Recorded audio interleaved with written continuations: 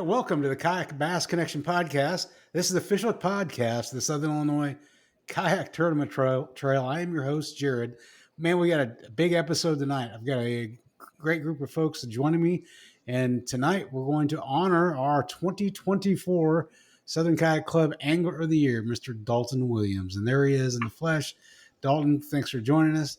I've asked some of Dalton's teammates from the 2024 Crossroads Championship to join us to, let's just say, go over his year in review, because most of the time those are the folks nipping at his heels during the tournaments and, of course, during the point chase. They can give us a little insight and maybe ask him some of those questions they've been wanting to ask him all year long now that we've got him on the hot seat. So let's start out. Just the introductions. I've got Dustin Seigle here with us tonight. Dustin, welcome.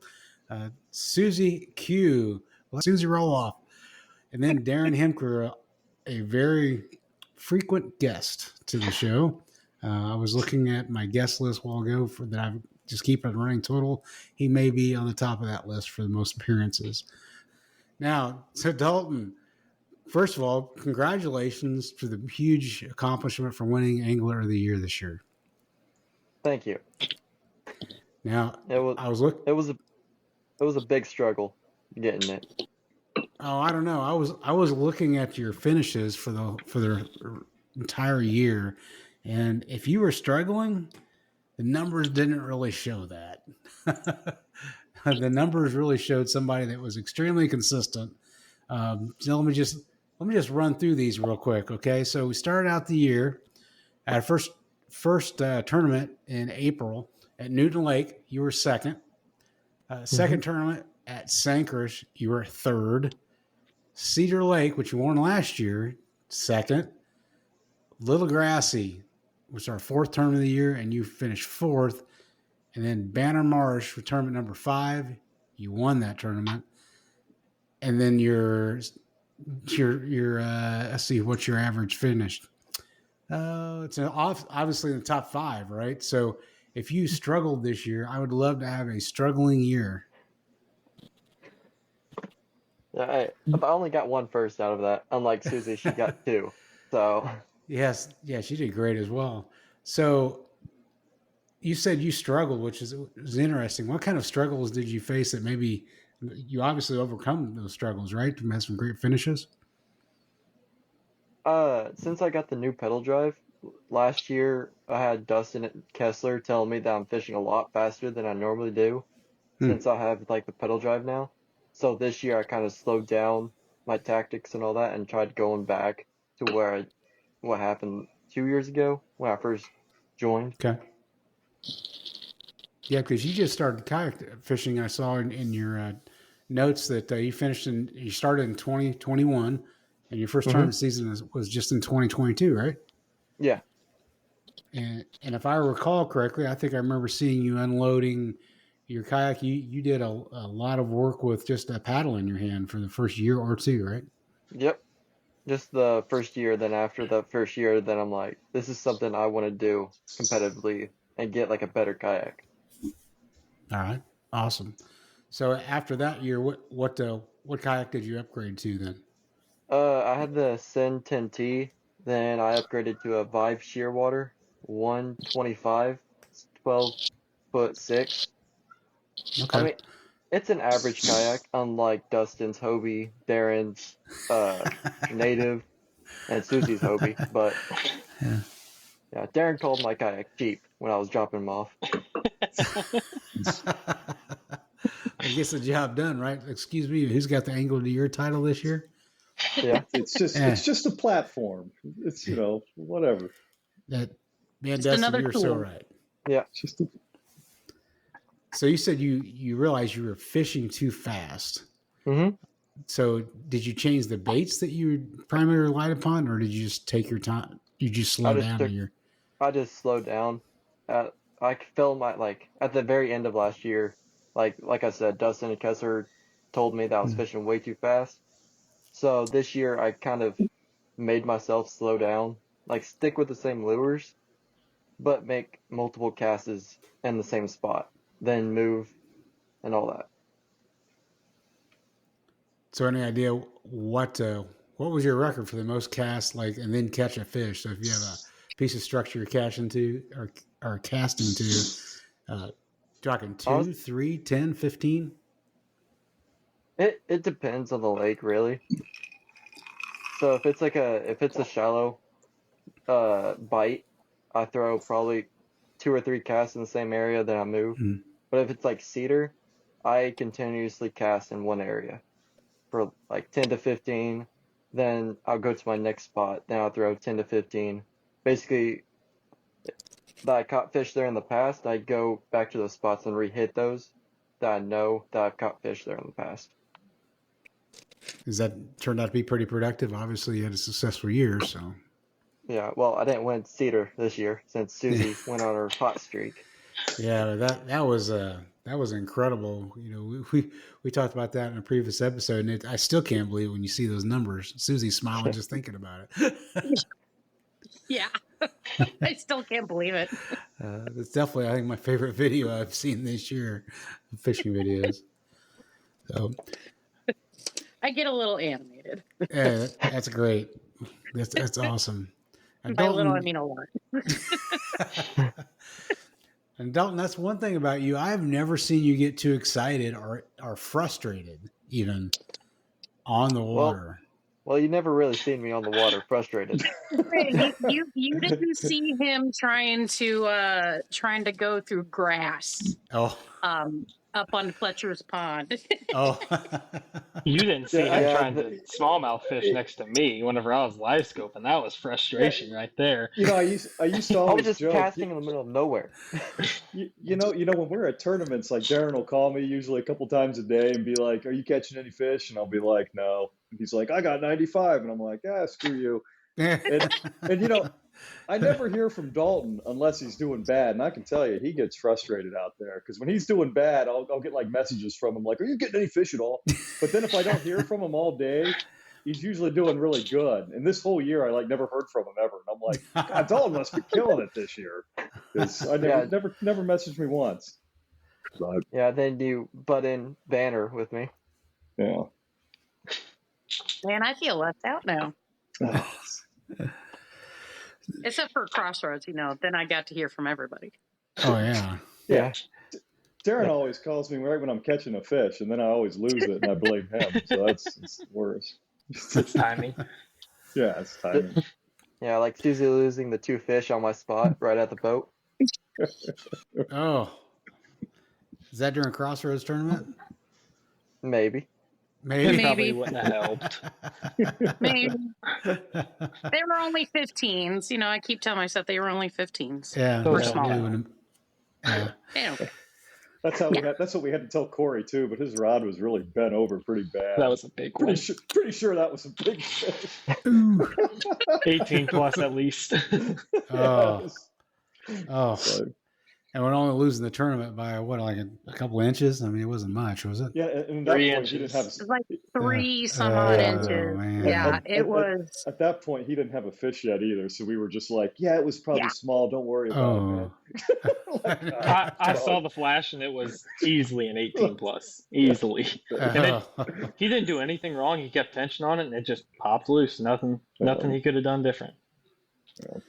Well, that's a good. I like that you brought that up, Darren. So, Dalton, during this year, you've had these great finishes all year long. What kind of frustrations have you had, and more importantly, how did you recover from those? In the mornings, I've noticed by how I fish, I usually don't get a keeper until midday. That's what I've noticed. So I'm trying to think what tournament it was. What was the last tournament? Caffeine? Coffee was the last. Yeah. Yeah. I got my 5 fish in like the first hour. I'm like, yeah, I'm not getting top 5 this tournament. Because I never get 5 fish in the first hour. But So why do you think that is that you're not hitting your keepers until mid morning or early afternoon? honestly, I wish I knew. Because I would love to know myself. Yeah. But that has to bring you some confidence, right? Because you've overcome that in the past. Yeah, I think I still fish fast in the morning, since it's a tournament and I kind of want to cover more water in the morning. Then I realized like whatever my tactic is, it's not working. So I just need to go more like a finesse way to catch fish. So would you still classify yourself as a power fisherman, or are you leaning more towards just finesse techniques? It depends on the lake, honestly. Okay. Like Newton, I'm a power fisher. San Chris, I'm finesse. Cedar, I'm finesse. Coffeen, I'm a little bit of both, but mostly power fishing. But now, what's your decision making process there versus, you gonna tie on a chatterbait or are you gonna tie on a Cinco? I mean, what's your decision making process? You say different lakes you respond to differently. Why? if there's no grass at all, I usually throw a chatterbait, or not chatterbait, crankbait. So like Newton, I'll throw a crankbait. Then if they stop hitting the crankbait, then I'll switch it up to like a Cinco or a jig. Okay. What about the rest of you on the podcast tonight? Is that sort of what you try to do? Always start with the top water. No matter what it is, it's always start with the top water. Frog or buzzbait or whopper plopper, depends on what you're fishing, but obviously start with the top water. If that doesn't work, switch it up quick if you're not getting bit. Most of the time in the morning, if you're not getting bit on a top water, then you better switch quick because your bite window's closing fast. Yeah, I've always just been throwing the same jigs and pitching baits in the morning just to try to get a 5-fish limit. And this year I tried to switch it up to trying to do some of the moving baits like Darren to try to put bigger fish up in the morning, and it failed pretty miserably. So I'm probably not going to do that again, but or just get better at it. Who knows? Whatever. What about you, For me, Susie? it just kind of depends on, location, pre-fishing patterns, kind of what's going on in the morning. Especially like, my home waters or even Newton, I'm watching like, are there fish popping? Is there like bait being chased around, then I'll usually go for top water in a sense. And then if they're not hitting that at all, then I'll go to moving bait. So, chatterbait, Texas rig type of thing. Awesome. Okay. Hey, Dalton. So, as Angler of the Year, is there any one bait that you think, man, I could not have won this without my persistent use of this one bait during these circumstances? I'm asking Honestly, a lot there. Me and my dad, we talk pretty frequent on the water and all that. He'll call me at work and he's like, "Are you catching anything?" I'm like, usually I say no in the mornings, and he can tell that I'm frustrated. Mm-hmm. But me and him was talking, and it's been different baits in every tournament that I've gotten top 3. So Newton was a crankbait, which is rare to hear. San Chris was Cinco. Cedar was a jig, or no, that was a frog. Coffeen, I just threw chatterbait. I can't think of the other lakes, but Banner, you caught a big one on a frog early, didn't you? Yeah, Banner I did frog and jig. So all my tournaments have been different in some ways, and if they are like somewhat same, I'm usually throwing 2 different lures. That's helped me get the top 3 or 5. So, would you say versatility is key there? I mean, you can't just lock 2 in your hands and go for it. Yeah, I usually have like 4 baits I usually throw, and if those 4 ain't working, I might as well pack up and just go home. Because I'm not throwing a buzz bait. That's a good bait right there. That's a sleeper. Oh, man. Or that knuckleball bait, whatever Darren has on his rod right now. I'm going to catch a fish on that bait. No, Did you bring it with you, Darren? It's upstairs. I can go grab it. You want me to go grab it? Sounds like you need to go grab it. I'll grab it. I want to see that thing. Yeah. I want to see it. So we were what night was that? Was that was Saturday night, wasn't it? Yeah. We were all sitting there, and I was like, oh yeah, I brought my 2 big boxes of my collection of spinner baits that I've just amassed over the 10 years that I've been kayak fishing, because I'm not really like somebody who throws a lot of stuff away, but then sometimes I just forget about it. But I had these 2 big containers of spinner baits, and we were, going through them or whatever, and I pull out these 2, and I'm like, oh yeah, I forgot about these, and I forgot what they were even called. So they're called like a knuckle bait. I'm not even gonna lie. Whenever I saw the commercial for these, I was going to buy a bunch of them because I just thought it was cool. And she pulled it out of that box, and I was like, "Oh my gosh, I've got to catch a fish on that." So it's a Yozuri knuckleball, I think is what the actual name is. Okay. So it's basically like a spinnerbait. It's got the body like a spinnerbait, but it's got this like resin ball with all Christmas these tree bulb. What the heck? Yeah. They don't work. There's no way that catches fish. When you throw it through the water, the most of your action comes from the tail of your swim bait. Hardly anything happens here. It moves, and you can't hardly feel. It's 100% a gimmick. It's just a gimmick. Yep. I'm going to catch a fish on that bait before the end of the year, but I'll catch one on that. But if you're bored at a tournament, you have to look through Suzy's spinnerbait box, because there are a ton of gimmick spinnerbaits in there with like 5 spinners on them. Like, what is it? Basically, really after I hit, almost like mini Alabama rigs in a sense, only it just was on like 5 arms. The craziest baits I've ever seen. I've never seen spinnerbaits with like instead of just having one arm sticking off here on that part, it has 2 arms sticking off just like that. It's like, what is going on here? And it's got 4 willow leaf blades. It's like, what are you? Who thought of this? Yeah, I mean, it is an Alabama rig, right? Just, geez. Almost, yeah. Yeah.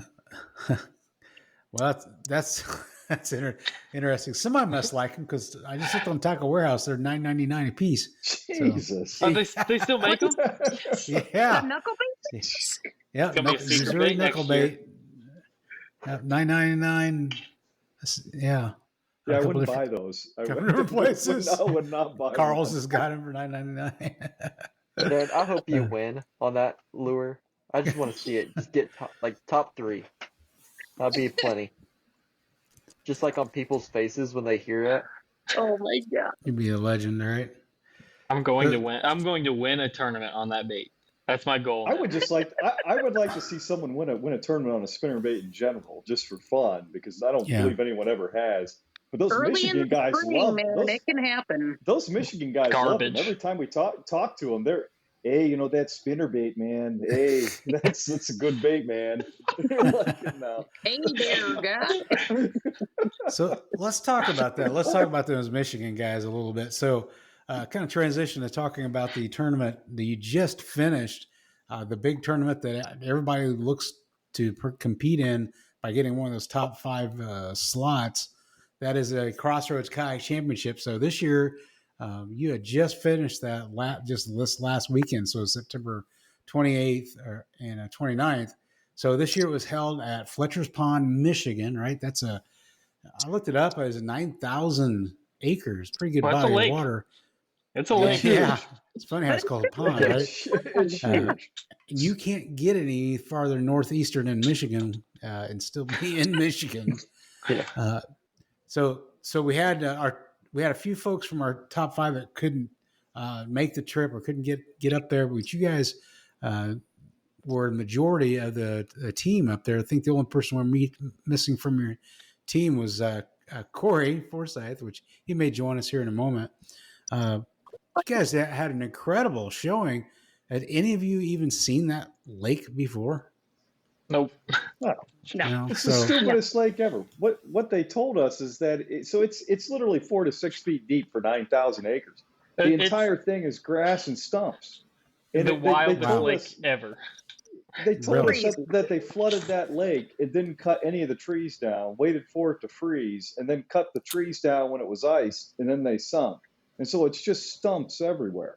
Wow. And you'll find trees that have three propeller blades stuck in them.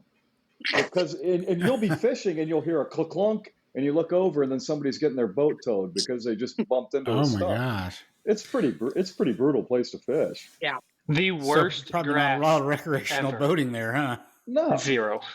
The worst grass ever. The grass was like paracord.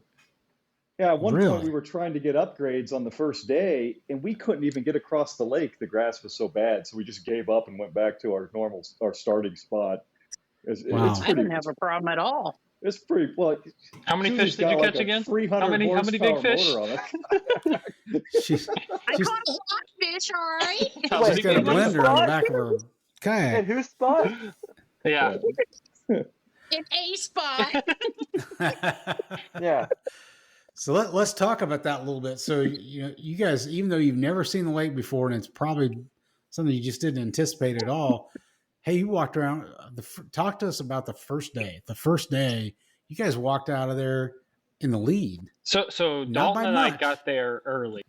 So Dalton and I got there on like Tuesday. We smallmouth fished in different lakes for 2 days, and then on Thursday we went to Fletcher's Pond. So we got there, looked at the lake. We were like, "This is going to be an interesting one," and we started going around the lake. Dalton, within 5 minutes, says he already caught like a 15, and then he missed another one, something like that on a chatterbait. So I get to where I had found the spot on the map I liked, got there, made 3 casts, and my third cast I caught a 20 3/4 inch largemouth.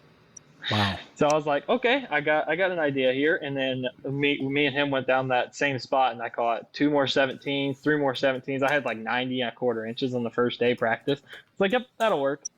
So then day 2 practice, which is Friday. Susy was there for Friday, so we had a game plan going into it. So we went into it trying to execute our game plan. I tried a couple different things, didn't catch a single fish for the first couple hours. Went to my other spots I chose on the map, which are just hard spots, is all they were. Got to them. As soon as I got there, I caught 2 fish back to back. And I was like, okay. I crossed the lake, did 3.5 miles, get to a spot. First cast there, I catch a 20. Go down the bank a little bit, catch another 19. Susie comes up, she catches a 16. I catch another 16. So we're happy as can be going into the day 1 tournament. So then day 1 tournament comes around, and I go up to our starting spot, me, Corey, and Dustin. I put up, 80 inches in like the first 25, 30 minutes right away. And I was doing really good, but Corey and Dustin weren't doing as good. Dustin could see because he had live scope, so he could see where the grass holes were and stuff. So he was catching a few fish doing that. He caught his limit, and Corey, never seeing this fishery, never being to a fishery like this before, he didn't know what he was doing yet. So after 2 or 3 hours of that, he finally kind of caught on to what we were doing, but it was past the bite window by then. So he wasn't really getting bit, so we just let him go try to do what he always does and catch fish. He came back I called him and told him to come back as the fish were starting to light up again. He caught, I think, one right next to us, and then I caught a random chatterbait fish, totally random, had no rhyme or reason to it. And I was like, okay, come on, Corey, we're going to go down this hard line here. It was a railroad track bed. I said, we're just going to throw chatterbaits down it. And within 25 minutes, we caught like 17 keepers. Oh, it was just on fire like I've never seen before. So I'm calling up the whole squad. I'm calling everybody. I was like, get over here. Get over here. They get over there. We caught like 2 more fish. It just died. You had like 25 minutes to catch fish, and that was it. It is a weird fishery because it's 4 to 6 feet deep and the whole thing's grass. You're literally fishing 300 yards in the middle of the lake. And it's still 4 feet deep. Yeah, unless you're comfortable fishing on submerged shit that isn't near the bank, it's pretty tough. And that first day, it was like, what the hell are we doing? And then it took a minute to kind of get an idea of what we were doing. And then the fish came pretty easy.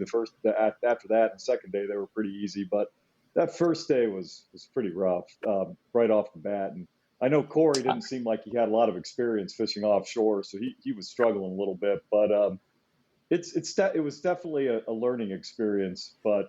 And the weird thing, too, is like different things would happen at that lake at different times. Like at one time, Susie and Dalton are calling me and they're saying, oh, dude, just pitch right next to these broadleaf plants and just let your jig sit and they'll bite. And so I'm doing that and I'm not catching anything. And Darren's like, don't come to us. Just start where you're at. You're wasting time if you don't. Not catching a fish.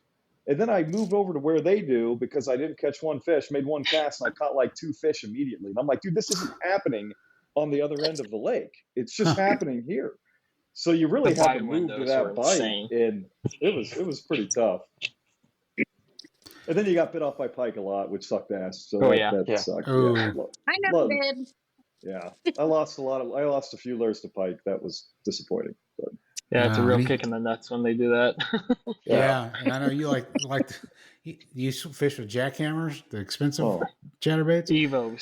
But I lost $30 in Evos. That's for sure. Oh man. Well, it sucks because you'll just be reeling, and all of a sudden you feel the bite, and you're like, okay, that's a fish, and you go to hook set, and it's just gone. It's just straight to slack. You don't feel any tension at all. It's just gone like that. Gone.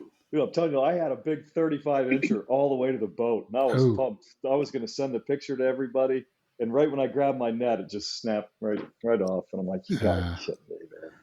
God. Man. I didn't have very much confidence going into day one just because pre-fishing, somebody was pissing me off by catching all the fish like right in front of me. So I'm like, all right, 19, whatever. 20 and another 20 right next to you. Blonde poofy hair. Hey, you can't get mad at him at the 20. That was your fault. Well, yeah, I did. I 100% told you to fish this hard spot before you go to the dock. What does she do? Blows right over the hard spot straight to the dock. I get up there, first cast on it, I catch a 20.5-incher right where I told her to cast. Anyway. I mean, perfect. You couldn't have rode it up any better. Yeah, it's just my luck, it wouldn't have fit for me no matter what I would have done. So I was like, whatever. He's just gonna catch that fish anyway, so I'm not even gonna try. Yeah. She was like being quiet and being like mad, and she's just like, you can hear her like puffing and puffing off to the side because she wasn't catching fish, and I was. It was great. It's a good thing we let her calm down for a couple of days, right? And I will say that first day of that tournament, we were in first place after day one, but we fished so conservatively because we were so concerned about everybody getting limits. Like Darren got a limit, and then I'm like, okay, I got to get a limit. But Darren's literally catching fish right next to me, and for some reason on the same exact jig, I'm not catching fish. I had to literally yell at him, stop casting, so I can catch fish. I basically spent 3 hours without fishing because we were trying to get them limits. But the second Darren quit casting, I got a limit in 20 minutes. And it was like, okay, I'm done. But then we waited for Corey. And it was like, all right, let's wait for Corey. Dalton was doing the same thing with Susy. Yeah. And so we were real conservative waiting on people to get limits. And that was probably a mistake because everybody ended up... Yeah, everybody ended up getting limits, and so it was probably a mistake to shut people off. It was just kind of no rhyme or reason when that bite picked up on those hard spots. And then the second day, we just all split up and said, hammer your spots and get as big as you can, and it was way better, but we should have done that day one. But I think a lot of other teams did the same thing. Like talking to that Michigan team that won, they didn't have a guy get a limit till 2 minutes before lines out on the first day. So they were doing the same thing, struggling, just trying to get people limits, but second day, they went all out too, just like we did. And day two was insane. The fish were vibing so good on day two. It was fun.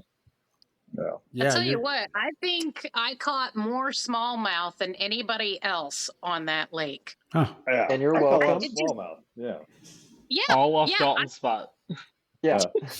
And the thing that was the most surprising about that tournament is our technique and pattern we were running was pretty unique. And we were kind of like, there's no way anyone else figured this out. And then we would look at the standings and be like, oh, shit, everyone else figured something out, too. Yeah. And then when we got back to the ramp at the end, after they announced the winners, we started asking the other teams. They were doing something completely different than us. They were just throwing chatterbaits. Random chatterbait fishing, basically. And we were jigging the railroad track and other hard spots, and all they were doing is throwing chatterbaits by a dam. And we're like, that sounds so much easier than what we were doing. Ours was so specific.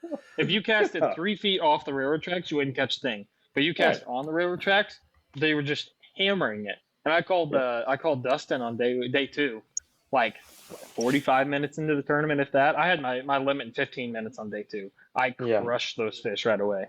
And I called Dustin. I was like, dude, are you catching them? He's like, I've got one. And I was like, as soon as the jig hits the bottom, just shake your rod. don't jig it anymore, just shake it. And he's on the phone with me. He's like, okay. And as soon as he shakes it, he catches what, like a 17-incher instantly. Oh, it was he's an like 18 3/4. I mean, literally, it was just, I got a limit Darren. on the phone with Darren when he And told then me that. I Right when he said, don't, because the first day we were popping jigs and we were catching fish. Mhm. Second day, I'm like, man, I'm just not getting a whole lot popping them. And I was thinking about changing colors because I was getting short strikes. And Darren's like, just let it sit and just jiggle it. And I caught 5 fish like within 10 minutes on the phone. and I'm on the phone with Stupid. Dustin, and I made a cast way long up this hard spot. It's just basically a railroad track that flooded. They took all the track off and just left the rock there. So Wow. I bomb cast down this I'm on the phone with Dustin. I'm just jigging the thing, and I'm like, oh, there's a bite. I lean into it, and I tell him on the phone, I was like, if this is not a pike, this is a giant bass. And it just dove straight into the grass. And I fought it out. He catches another one while on the phone with me. And then I finally reach down, instead of netting it like, smart people do, I just reach down and grab it. Yeah, 21-incher. I just reached down and lip out of the grass. Oh, yeah, that was the big bass of the entire event, right? Oh, yeah, by a half-inch too yet. Yeah. I caught four 20-inch fish and 2 19-inch fish in 4 days out of that lake. Wow. We had one other 20-inch fish caught by Dalton. Other than that, it was just I got something about the way I was jigging was different, and they were just loving it. Yeah. Because we were all And it was throwing the same infuriating jig. because, when you go and fish right next to him, you're doing the same damn exact thing, and he's just catching them like it's nothing. And I'm just like, I hate you. I'm telling hate you. I'm telling you, it's that hair. It's the poofy hair, man. It made no sense. I still think he has a top secret jig scent or something he dips them in that we don't have. Because if I find out what that secret is, I'll tell you. I started coating my jigs with ProCure, thinking maybe this is going to be the advantage. No, it wasn't. But, Yeah. What kind of hair treatments do you use? Just curious. Maybe that's whatever. Shampoo. No, he's got a whole 10 bottles of things he puts in the bathroom at the Airbnb. I'm telling you. It's a 30-minute Those process. are not mine. Those are Susy's. Those are mine. I just have 2. 1 shampoo, 1 conditioner. That's it. So, Dalton, you're always the voice of reason here. So, what actually is he doing? I don't know. I can't tell you. Speechless. Yeah. It's just like the smallmouth fishing. I don't understand it. That was so funny. We were live scoping the smallmouth in 28 feet of water in dark, like 9:30, I think, at night. It's dark. And I was live scoping, and I'll be like, okay, there's a mark. I'm throw it, and I tell him just cast where I cast. So he's casting like on the same spot. I'm watching both of our drop shots sink next to the fish, and I'd catch the fish, and he wouldn't every single time. I caught 2 4-pounders, like 10 or 15 fish in between 15 and 13 inches. It was just over and over and over. And finally, the last day, he got bit over me one time, and it was a 4-pounder too. So he was pretty happy with his little 4-pounder he caught. That was a little awkward. Secret bait. It's the secret bait juice, man. I'm telling you, he's got secret bait juice. I think he just has a lucky horseshoe under his ass. I would share it if I had one. No, you know what it is? That I can come to, because I've seen the way he fishes, I've seen the way he does things, and I'm just like, there's no explanation for it. I think I know what it is. It's that dang honey bun that he has in his kayak. That could be. I threw it away though, so we'll see. I have a honey bun that was definitely in my kayak for multiple months. But it came with me every day. Blowing out behind the kayak. Hey, as long as I catch fish, I don't care what the secret technique is. Yeah, you obviously had that figured out. You finished third, as I recall, overall. Third overall. I had the biggest fish. Yep. Yeah, third overall. Took biggest fish. Total of 179.25 for 2 days. And 3 days without fishing, or 3 hours without fishing. Trying to let everybody else get their fish. I'm kicking myself for not keep fishing. All I needed was, if I would have caught one more 20, we would have won. That's all I needed was a 20-inch fish. Part of that 3 hours was us trying to get across the lake to another spot, and and not being successful. Because every 5 minutes, Darren had to clean his propeller out. Yeah. I So it was, seriously cleaned my eventually prop it's like, 45 we times. can't do this. Wow. Well, you know, like I started off in one spot on day one. I was like on the southern part of the lake, you know, and I can't remember. I think it was Darren that called me. He's like, "How you doing?" I'm like, "Yeah, I've only got one. This spot isn't working out for me." So he's like, "All right, well, go to Dalton." You know, I was like, "All right." So I'm looking on the map. I'm like, Jesus. Took me what, like 40 minutes to get there, but it was like almost 3 miles. Straight into a headwind. And I'm sitting there on the spot. Boat. I'm sitting there on the spot, casting around my hole. Can't fish the hole because Susie's coming, so I'm sitting there for an hour and a half. Here she comes, first cast, catches a fish. I'm like, yep. Catches loses the second one, loses the third one. Then she finally got her limit. Then I left. Yeah, I texted her later on. I'm like, hey, how many fish did you end up catching there? She's like, oh, 20 something. I'm like, Wow. It just, the smallmouth were just on fire. Like, it was insane. How big were the smallmouth? I think I got the biggest smallmouth, 17 1/4 inches.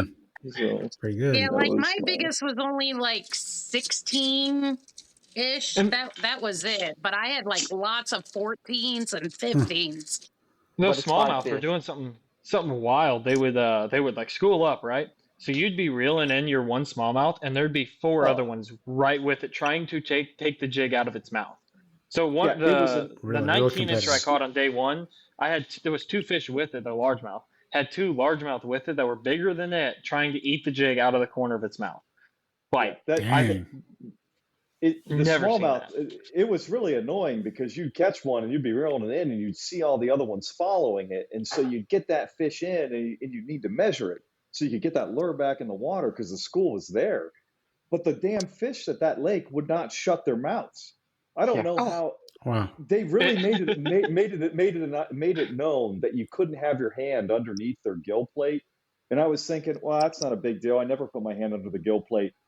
That was the first tournament where I'm thinking, I want to stick my hand under the gill plate of this fish and shut its mouth because they would not shut their mouths. And you'd be sitting there struggling with them for 5 minutes. Like, shut your mouth, dude. Their mouth would lock open, their dorsal fin would lock up, and they just freeze up and just sit there. And there's nothing you could do with them. You're just waiting. You'd be trying to jam them closed, and they would not. You couldn't do it. It was awful. And you'd just be watching. I'd be staring at all the fish swimming under me, trying to get that damn fish measured. It was awful. That's the other thing, is it was clear. Like, certain parts of the lake was crystal clear. You could see the whole bottom everywhere. But then other parts of the lake you'd go to were a little more like tea colored, I guess you'd call it. So where we were fishing on that hard spot was all like tea colored. But then where Dalton, I think, was fishing was much more clear. Yeah. Yeah. It was wild. Nah. It's a cool place. So you just finished tournament season where when you go out, when you leave the dock, you're pretty much fishing by yourself without probably a whole lot of input on what's happening in other parts of the lake. How's that dynamic working with a team different from the rest of the season? It's the best experience about Crossroads is to hear what everyone's doing. Yeah. Because like Darren will call me during the day when I'm fishing and see how I'm doing, but he won't tell me what he's doing. He'll be like, "You catching him?" And I'll be like, "No." And he'll be like, "I got 95." And I'll be like, "What are you doing?" He's like, "Just anything." And I'm like, "Yeah, shut up." But at Crossroads, you call them and they say, you catching fish? And you're like, no. And they're like, do this specifically. And you're like, okay. And you catch fish. It's really, it's a really good learning experience to see how other people are fishing and how they do it.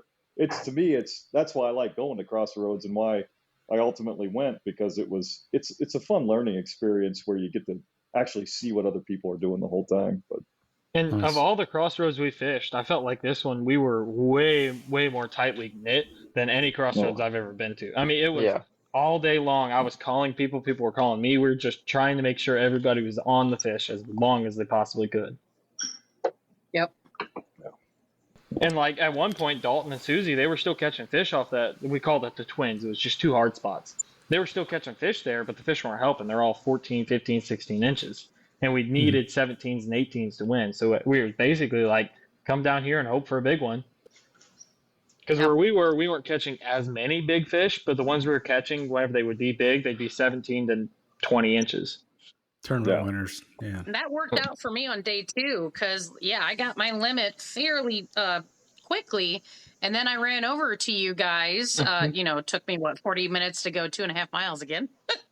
And, it took a while, but then I caught that 19. I was like, all right, I felt like we were back in it. She caught a 19, and the very next flip into that grass, she caught another 17. So she caught one. Yeah. I went over to her, and I was like, I'm not going to flip in that grass. She needs the cold fish. I don't. So I flip off to the side. She flips right into there, catches a 17 instantly. I was like, yes. Yeah. And that was the time, and that's the time Darren called me and said, just flip the broadleaf tree grass and don't come here. Just start right now. And I wish I would have just beelined it right to there. Well, because I got at it now, but I got there right at the tail end of that bite. But right when I got there, I was like, what are you guys doing? Because I'm doing what you're telling me, and I'm not catching fish. And then I did what they were telling me to do right where they were at, 17.5-inch upgrade right there. And I'm like, man. Wish I would have got here sooner. Doing something different than what Darren was doing because, he would kind of swim his, and the way that I caught mine is I would flip it in there and I would let it go down to the bottom, and then I'd let it sit for a minute, and then I'd kind of give it a little jiggle, and then boom. Those fish could not stand that jig jiggling in front of their face. No. If so on live scope, I was watching them on the second morning. I'd watch them come over to my jig and sit there and look at it. That's how I figured out the jiggle. Wow. As soon as I jiggled it, whack! They would just, thump it. And I don't know great big one. Go ahead. Oh, I was going to say, I don't know if it's because they're worried about pike. I don't know, because there's a big predator in that lake. But when those fish grabbed a jig, they were just moving. I mean, you'd just be sitting there, and you with the finesse baits like a Senko and stuff. Sometimes you see your line move real slowly, and you're like, oh, I got a fish. You'd cast that jig in there and do that stupid jiggling thing like Darren would tell you, and you'd see your line just go right across. You're like, holy shit. I mean, they really grabbed that thing and went. But it's like Darren saw the pike, he saw me reeling it in like it was nothing, but them pike, they were just shoo, shoo. It was... Especially day 2. The pike were aggressive on day 2. I threw out the one time, actually, right where I caught the 21-incher, 25, 30 minutes later. I threw out there and I threw it, and it was on the fall. I look up and my line's just flying to the side. So I reel down as fast as I can and swing on it. As soon as I hooked it, I was like, oh boy, if that's not a pike, that's a big old bass again. Comes up and it's a pike bigger than my board. I hooked him right in the very tip of his nose. Thank goodness. I say, I was like, I hope that's a pike, and it was. Yeah. I don't think I ever got a bite where it was like they hit it and then just sat there. Which you get, when you're fishing jigs in Illinois all the time, you throw that jig in there and you'll get a whap. And then the fish is just sitting there and you set the hook and you pull it up. Every one of those was just, it's like they were moving into it and going real quick. The only one that sat there after it bit was the first 20-incher I caught. I was live scoping and just so happened to look over. I was like, that kind of looks like a fish. I was watching the jig sink in front of it and I just jiggle it and I feel doom, and it just sat there and never moved at all. And then I swung on it 20 3/4. That was kind of cool. Jeez. Kind of cool for my first fish on practice. I mean, it makes the whole trip a whole lot more fun. I'd say they picked a good lake. Yeah. Yeah, I will say that I went into that thinking that the max, that we were basically going to be fishing 17s and 18s, and there wasn't going to be a whole lot of big fish because it was northern Michigan. And then when we got done on that day 2, and you saw the number of people with 90 inches thrown up, you're like, holy cow. I mean, there's I think there was 8 seven or eight. Yeah. No, 7 or 8 20-inch fish on day 2. Those individual standings are inflated a ton because everybody's working together. I mean, if people weren't working together, there would have been people that didn't get limits both days. Yeah. So, but there would also have been people at 95 inches instead of 90. Correct.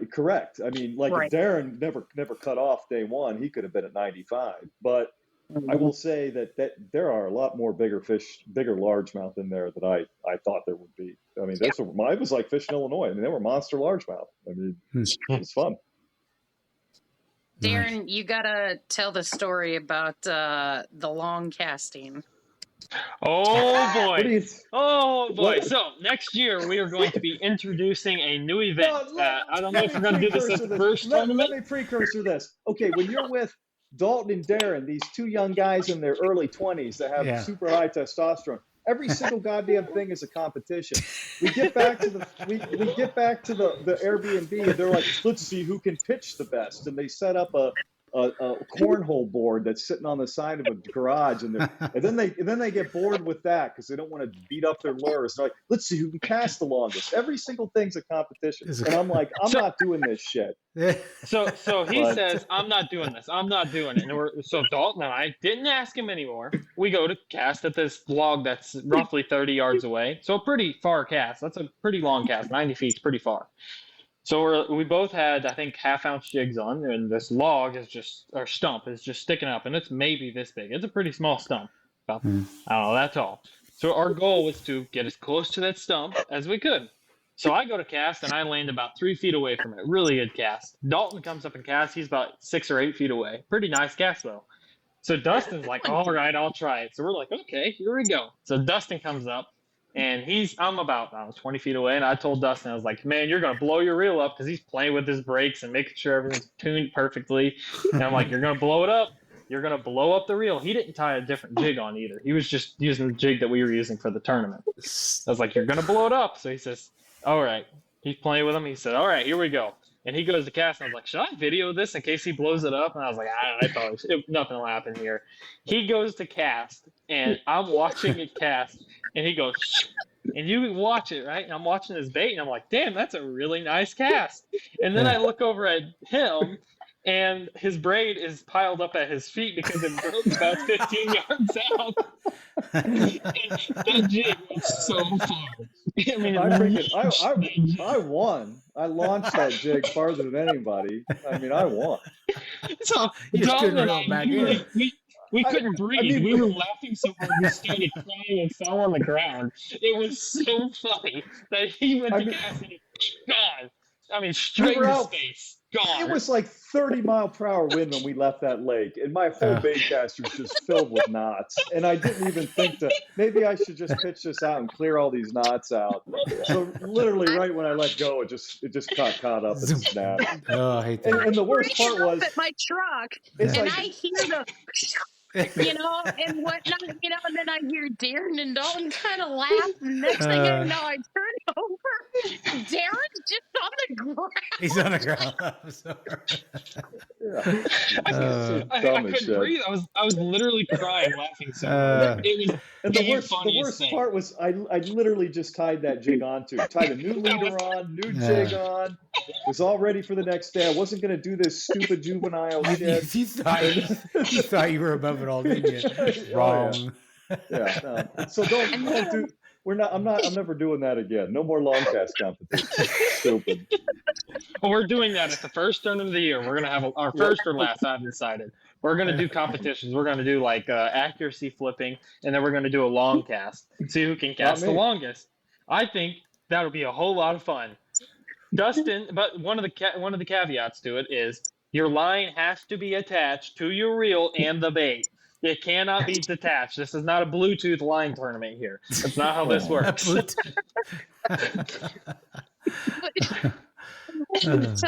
end off. Oh my God, this is depressing. I still have we're looking nightmares. for a place to keep.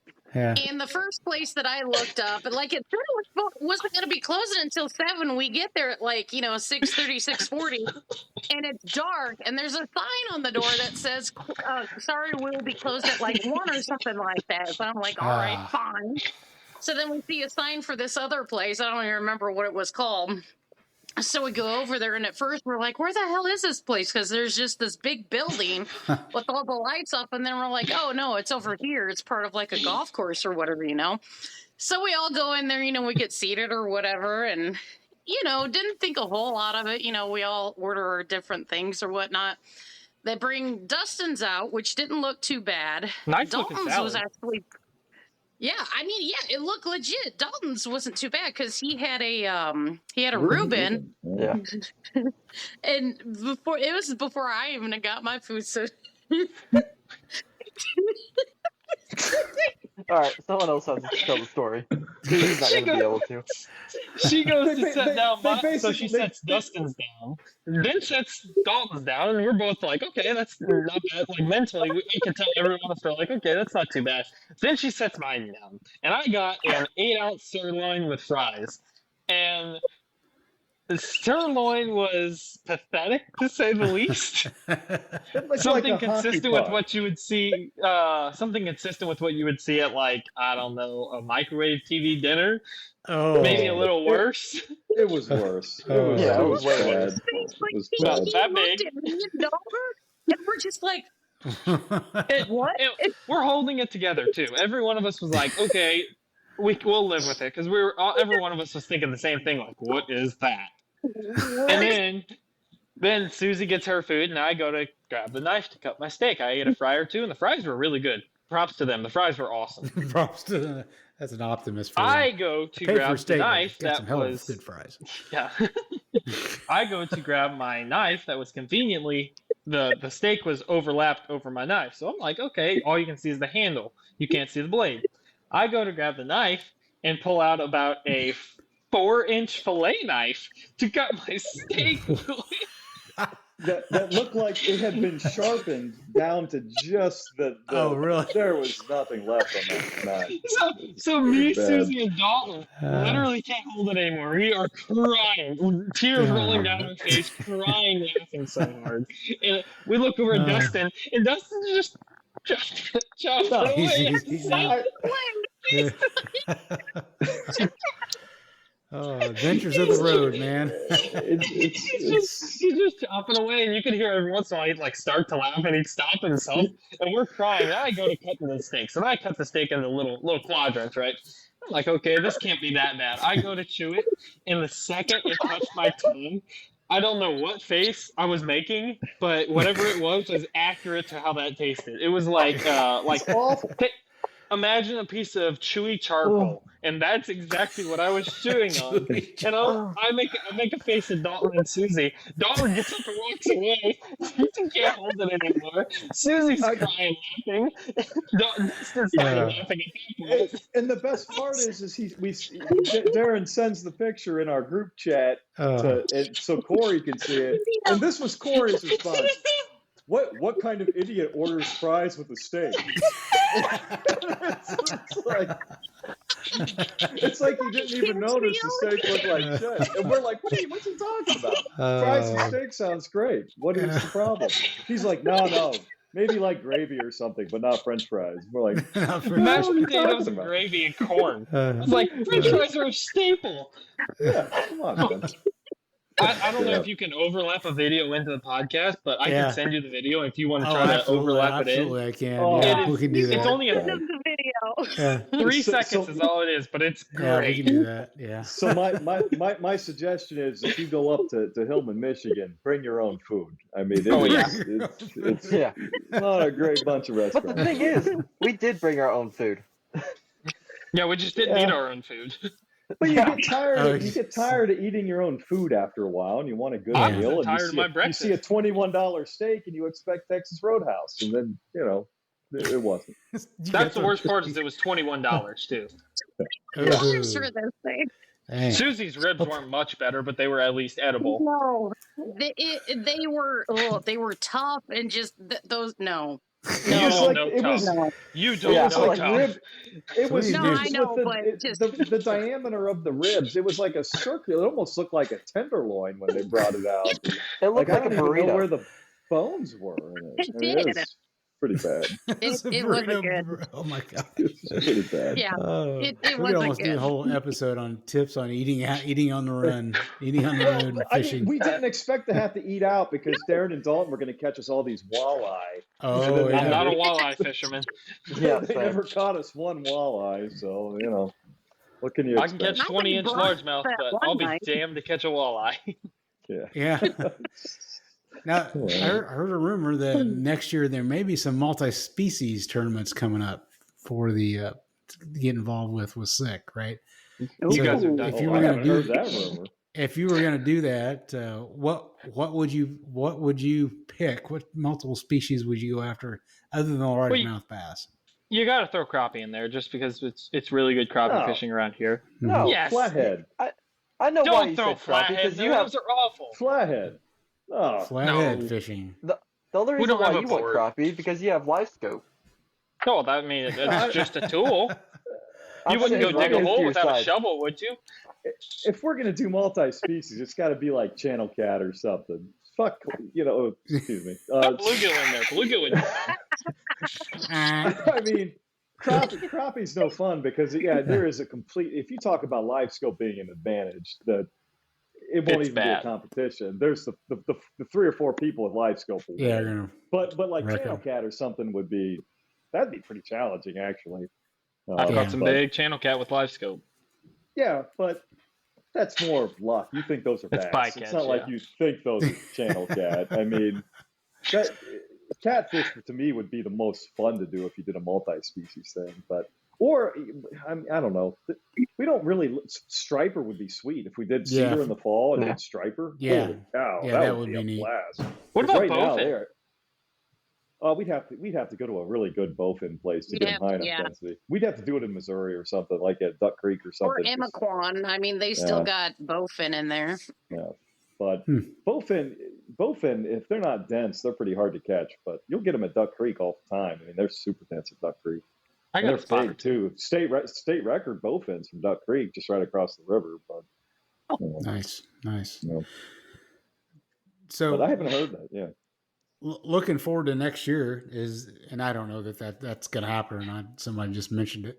Looking forward to next year. So all of you finished really high in the standings in the SIK tournament trail this year. And I know that like Susy, you're going to be directing the tournament trail, right? KBL, Kayak Bass League. Hey, let's do a KBL commercial real quick. Anything you want to tell us about that tournament that's coming, tournament trail next year? I mean, I've got a lot of cool things and cool ideas that I'm looking to do and incorporate. I'm actually hoping to sit down with Josh and talk about a couple of these ideas because I want to do something that involves, both KBL and SIKC. Nice. 10 versus 10. I don't know. I want to see the 10 versus 10, SIK versus KBL. That's all I want to see. Right. Now, traditionally, KBL fishes farther north in Illinois and what, up into Wisconsin? Yeah, so we do kind of like half and half Illinois, half Wisconsin, just to kind of change it up a little bit. Mm-hmm. They hadn't been traveling as far south as what they normally have. Usually the furthest they would go would be Newton. But after my experience this year, especially at Cedar, I'm like, all right, we got to start, hitting some different places. Yeah. Southern Illinois is where it's at. Yeah, some fisheries, man. There's some good places. So, but I've got some ideas, still some things in the works, but, nice. I definitely got a lot of inspiration from, how things were done at SIKC, kind of the unique awards and whatnot at the end of the season for different anglers and whatnot. So hoping to, sort of, sorry, there's a loud motorcycle outside. Hoping to, kind of bring back the club aspect of everything. Cause, honestly, KBL can be pretty cliquey, It happens, I'm hoping to not necessarily like get rid of it, but just bring it back to, a big group type of thing, because SIKC and KBL, it's like two different worlds, and sometimes that's just the way it goes. But sure. I've got some good visions and good goals for That's 2025. Exciting. Yeah. But I always give props to Ryan McCann when he originally came up with the SIK concept of calling it a club, because I've always thought we kind of worked more as a club. We're just a bunch of people out having fun and catching fish and seeing who's the best that day and hoping it's not Darren. I mean, it's that's a common goal. Hope it's not Darren again. More often than not. So Dalton, you also have a great season this year. So anything that you want to concentrate on next year, do you think you even better. As long as Darren doesn't get top 3, you have a chance.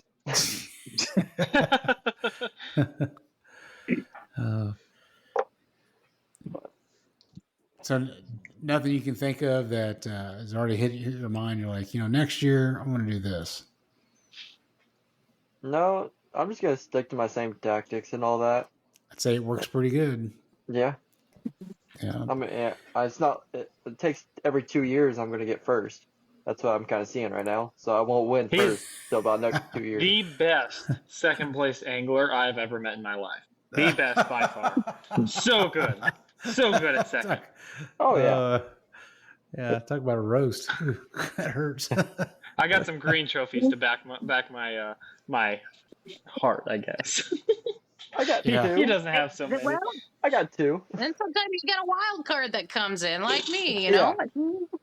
Susy has the same amount as Dalton, and Dalton's been in the league, or Dalton's fished way more SIK tournaments than her. So, yeah, Susy had a great year. I did. What do you This think- was I think probably what the you- best year I've ever had. I had the stats up a while ago. Where did you finish? I know it was in top 5. It was what, second or third, wasn't it? she didn't get third. second. 3rd. Third. Yeah, Darren, I think, was second. Yeah. Yeah, exactly. I was so glad Darren got 3rd in one tournament. Oh, I was so happy.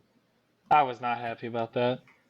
It's pretty bad. So when in that's- my mind, I know this is probably horrible to think about it this way, but in my mind, if I don't get first, I don't want to be in the top 3 because a 3rd place sticker is embarrassing on my kayak at this point. Oh. And So it yeah, I hurts just brought to the say standings again. So Dalton, Darren, Susy, and then Corey, and then Jay Riedler was brought out your top 5 there. that. Yeah. So awesome. And Dustin, you were right at 6, right? Yeah, props to Jay's season. Holy cow, that guy tore it up at the end of the year. He finished that season with 2 second places. I remember sitting there after the Little Grassy tournament thinking, I got a good shot to get top 5. I think I got a good pathway. And then man, he closed the door in the end there. There was no catching him. I mean, I remember even going into Coffeen, I was like, okay, I'm worried about Larry and I'm worried about Jay. And I get back to the ramp and Larry didn't have his usual day. And I'm like, all right, well, I probably passed Larry up. And then somebody goes, oh yeah, but Jay got like 89 inches or something. I'm like, oh shit. He tore it up. But he's an amazing fisherman and doing it. Talk about with basic equipment too. Man, And he had that guy shoulder puts surgery. fish in the boat. That guy puts fish in the boat. So that's incredible. Get some really good sticks in the club. There's no doubt about that. And I sit here and I say to myself, we finished second at Crossroads with me, the 6th place angler. If Jay was there, man, maybe that popper was working out there. Maybe he ends up and putting up 90 inches there, and you guys could have won. So who knows? So are we going to bring up that Dalton? So this is the first year in 3 years now that we've been to Crossroads. So Morris Reservoir, Reese got Angler of the Year that year. Reese finished top on our team at Crossroads. Year after that, Dustin, he got AOY. He was top of our team at Banner. Last year, we were at Cedar. I finished top of the team. I had AOY. We go up to Fletcher's. We're expecting a similar performance from Dalton, and I beat him by 9 inches. So I think we should strip his 81 inches title. on day one. 81 inches. That's pedestrian. I mean, That is as terrible. I've always said, if I'm the worst person on the team, we're gonna win. Don't take this abuse, Dalton. 81 inches? Yeah, but he did order fries with a steak. Yeah. So. Hey, I beat Darren the 2nd day. Do we need to talk about the 2-day total? No. So I essentially, on day 1 of practice, I had 90 1/4 inches, I believe. On day 2 of practice, I had 91 and some change, 91 and a half. On day 3, first day of the tournament, I had 89 1/4.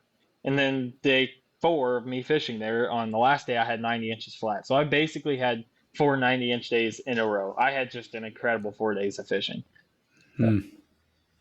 Amazing. Some people just can't find big fish. Dalton. That's true. Shit. Yeah. If Dalton would have got 90 inches on day 1, oh man. Yeah, I had to wait. We would have won by 6 inches if he would have put up 90 on day 1. Could you imagine? That's not what you expect from your Angler of the Year, that's for sure. Oh, the price of success, Dalton. You just need to take that Angler of the Year trophy and put it in front of the camera and leave it there. Oh yeah, that's staying there.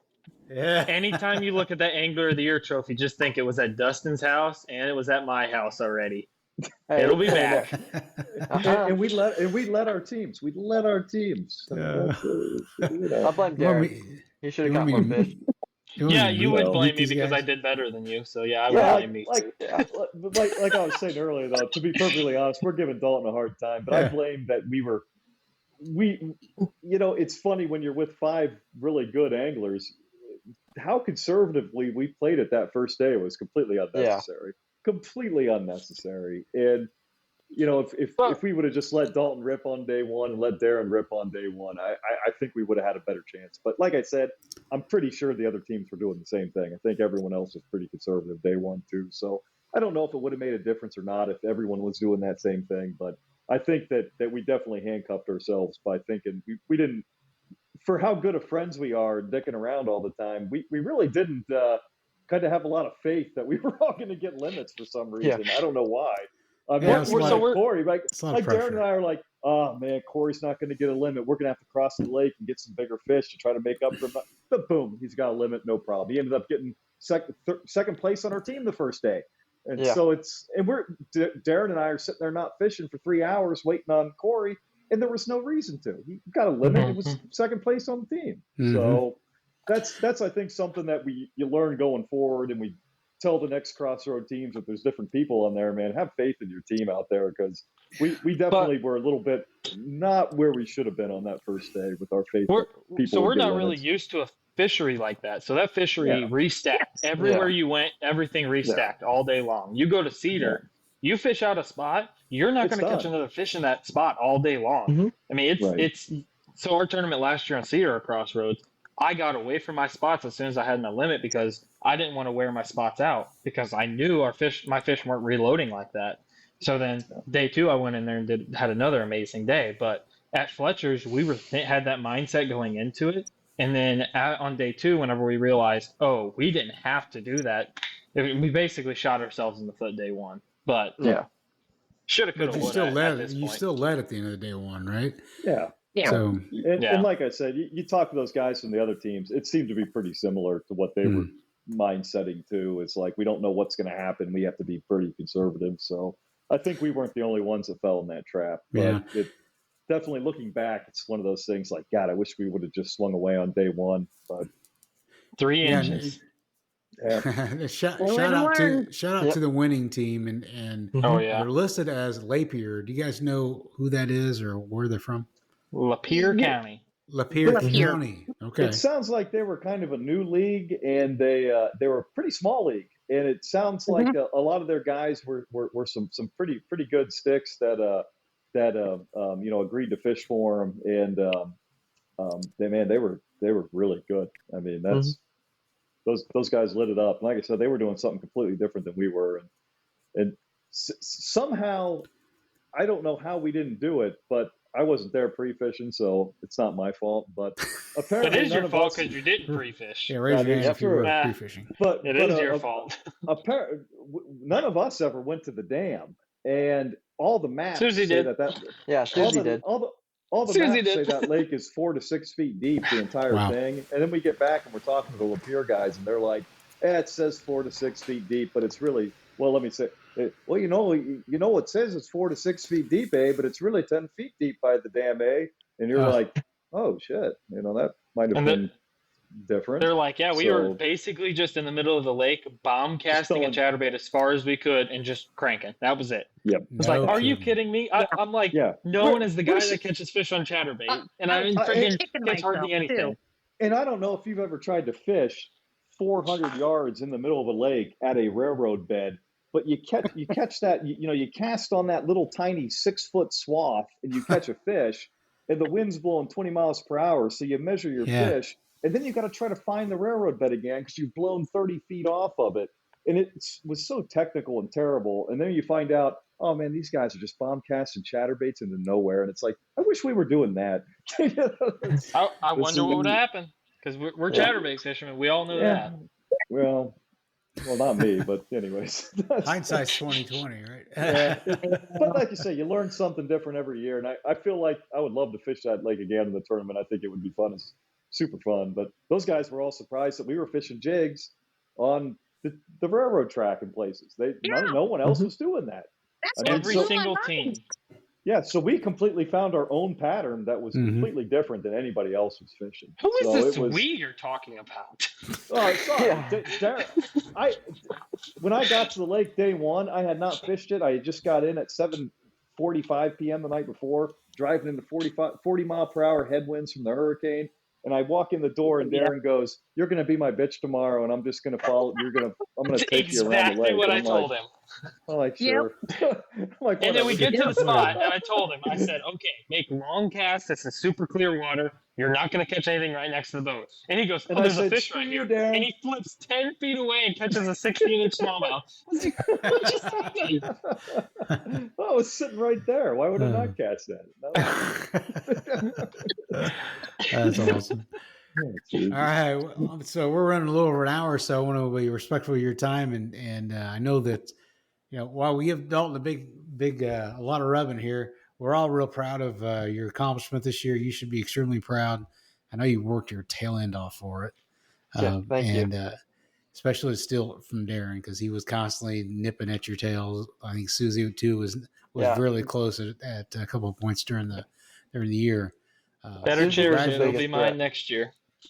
I will say, I remember after that 2022 season, I always like to make my predictions. And I said, 2023, that Dalton guy is going to win Angler of the Year, because that guy catches fish, and he's moving to a pedal kayak. He's going to win easy. But I did not expect that Darren was going to somehow hit this trigger spot where all of a sudden every fish he catches is 20 inches. But Yeah, I will So say, did I win 6 or 7 of the 8?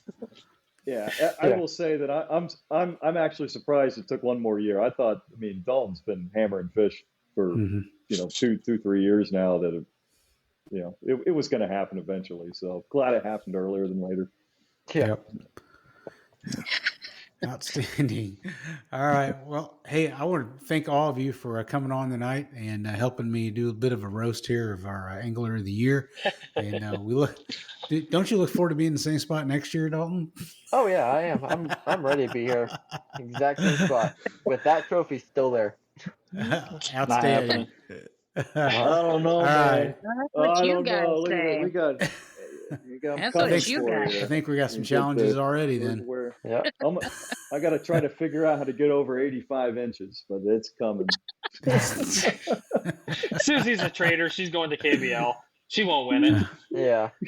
Yeah, you better watch what you say. She might still sneak down. Tournament fishing because I don't have to worry about judging and running stuff. Yeah. That's what I do my best. Susie, you got to come down and steal a couple tournaments from Darren for us. Good luck. Yeah. Whip them up. All right. I already did that this year. So, I mean, why not? Fair enough, I'll do it again. I beat you in AOI, though. Yeah, got more inches than you. I'm going to end this before we end up with another brawl here. Everybody have a good night.